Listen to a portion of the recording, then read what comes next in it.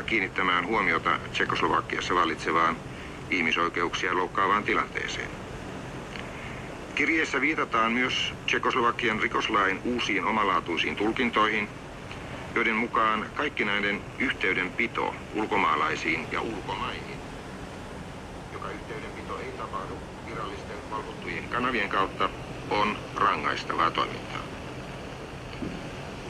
Tšekoslovakialaiset tiedotusvälineet eivät ole koskaan luonnollisesti julkaisseet ainoatakaan valitusta, joita kansalaiset ovat tehneet esimerkiksi poliisin tai muiden viranomaisten laittoman ja brutaalin menettelyn takia.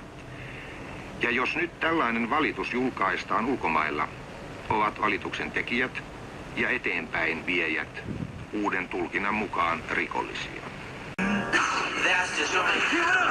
Alltid musik. Aldrig reklame. Check it out. MP3. Ainosti Usher kehottaa meitä huutamaan. Tämän biisin nimi on Scream, kun kello tulee 7:11. Mikä tarkoittaa sitä, että Yle X:llä alkaa ohjelma nimeltä Etusivu. Ohjelma, joka pureutuu päivän ajankohtaisiin aiheisiin. Ja studiossa kello 13 asti on siis Jaakko ja Linda, moi.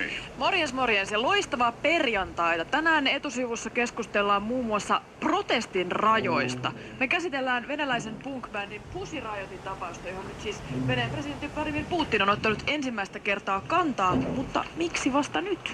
Entä kuka oikein puhuu näin? Autot ajaa ojaa ja jää sinne kiinni. Niin tuohan se semmoista sekin on semmoinen tietynlainen rallispiritti, että jengi tulee jeesaa sitä, kun se